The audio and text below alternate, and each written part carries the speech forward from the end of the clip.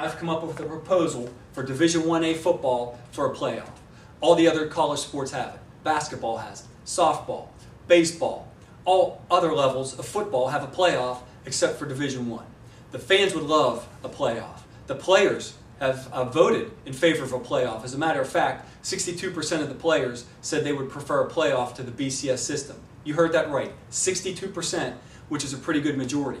So in the system I've devised here to show you what a playoff could look like, I used the BCS bowl poll, the final poll from the end of last season after the bowl games were finished.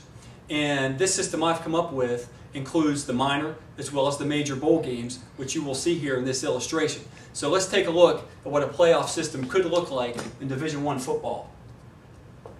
Week 1, December 19th. Last year, the bowl games began on December 19th, so the date has not changed. And what I did, I took those top 16 teams from that final BCS poll, and I gave the top 8 teams a home game. And the bottom 8 teams travel to those sites for week 1. West Virginia goes to Alabama. Georgia Tech goes to Ohio State, and so on down the line.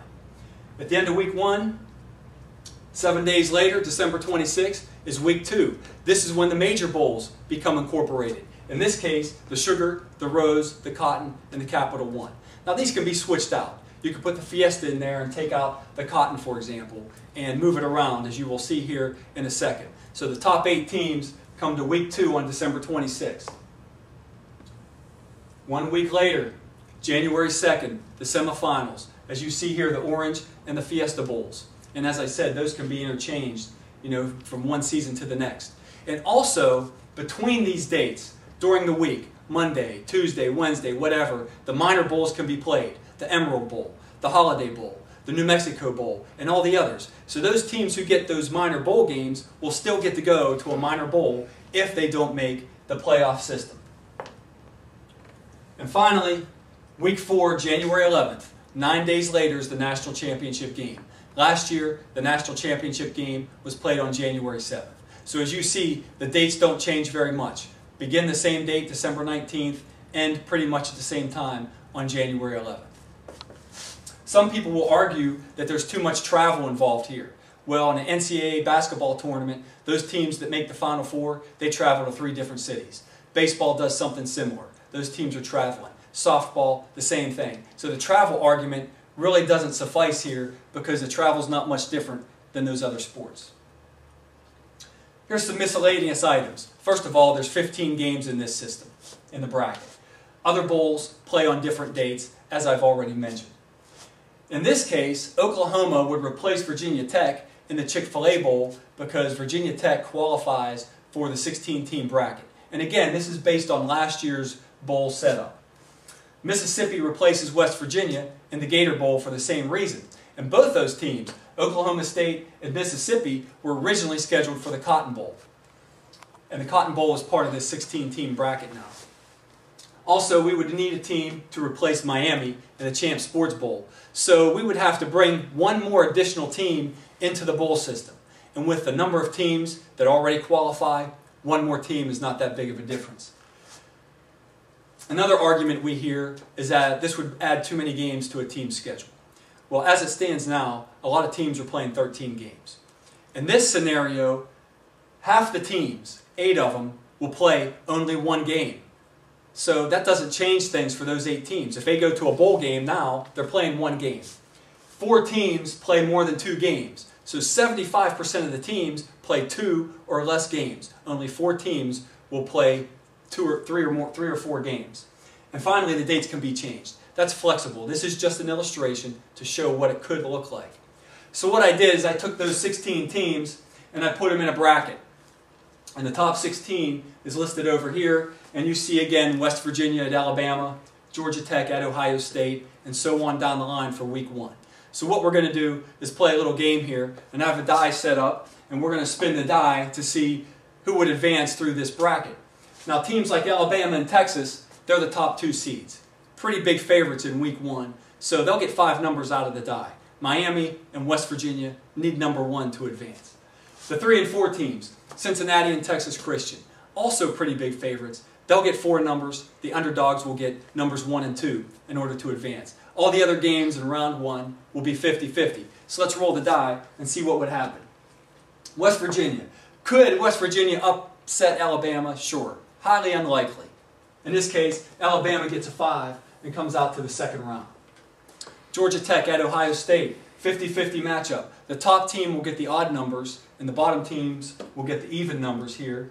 And it comes up odd, so Georgia Tech beats Ohio State.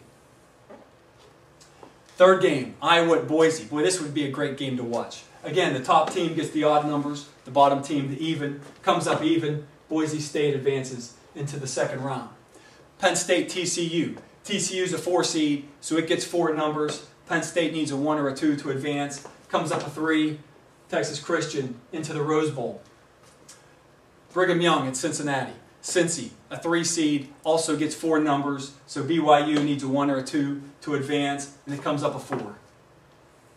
Cincinnati into the Cotton Bowl. Look at this next game, LSU and Florida. A rematch from the regular season. A great game. Florida won by 10 points. People would love to see this rematch in a playoff system. And it's a 50-50 matchup, so LSU needs the odd numbers, Florida the even, and it comes up even, so Florida wins the rematch in the bowl system. The next game is Virginia Tech and Oregon. Another great matchup we probably would not see without a playoff system. So it's a 50-50 game, odd to the top, even to the bottom, comes up odd, Virginia Tech into the second round. And again, here's a pretty big favorite, Texas. Miami would need a 1, and it comes up a 6.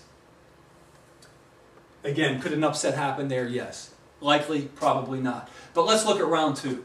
Are these some good games or what? Alabama and Georgia Tech. Boise State and Texas Christian. Cincinnati at Florida, or against Florida. That would not be a home game for Florida. And Virginia Tech against Texas. These are some 4 great games that people would love to see. The fans would love it. I think the players would love it. This would be an exciting week of football right here. And as you see, your major bowl games are included in that part of the bracket. So in this case, your top seeds, Alabama and Texas, gets a little bit tougher in week 2, but they're still favorites. They'll get 4 numbers. The underdogs will get 2, numbers 1 and 2, and the other 2 games will be 50-50. So let's roll the die here and see if Georgia Tech pulls a 1 or a 2. It doesn't, and Alabama advances to the Orange Bowl. Boise State and Texas Christian. An exciting game. Boise State gets the odd numbers. It comes up even. TCU advances to the third round. Cincy and Florida. Boy, another fun game. Cincy gets the odd numbers. Florida the even numbers. Comes up even. Florida advances to the semifinals. And finally, Virginia Tech and Texas. Again, Texas a pretty big favorite. Virginia Tech needs a 1 or a 2 in order to advance, and it comes up a 6. Texas in the semifinals. Look at that Final Four. Wow. Alabama and Texas Christian, Florida and Texas. Again, an exciting week of football on January 2nd, the day after New Year's. Everybody is at home watching this thing. And the advertisers, how could they complain about this? The TV stations. This would benefit everybody and bring a lot of excitement. So now that we're in week 3, it gets a little bit tougher. 3 weeks in a row, 3 tough opponents. So it's going to be 50-50 for both of these games. The top team again gets the odd numbers. The bottom team the even numbers. Comes up odd. Alabama to the championship game. And Florida and Texas, the same thing. Top team gets the odd numbers. It comes up even. Texas comes out here for the national championship. And as it works out, we have the same national championship game we had last year anyway. So let's see how it would work out. The top team, Alabama, needs odd. Texas needs even. That would be your national championship based on this type of thing. Again, it's an illustration. Would this be exciting or what? A fun 4 weeks of college football. The bowl games, at times it's a little bit boring, to be honest about it. But this would bring some excitement to it. Your top 2 seeds in this case came out to the end. It benefits everybody. It makes college football more exciting. If you lose in week 4 and you're 10-1, you're not eliminated from the system. College baseball revamped its playoff system a few years ago. College softball did the same thing. NCAA basketball is talking about expanding. Even pro golf incorporated a playoff system. NASCAR has done it. Pro baseball with the wild card. All those innovative ideas made it more exciting for everybody. The fans, the players, the advertisers, the TV stations, the host cities. This would benefit a lot of people. Here's a good illustration. It's something for us to think about to improve the national championship system in Division I football.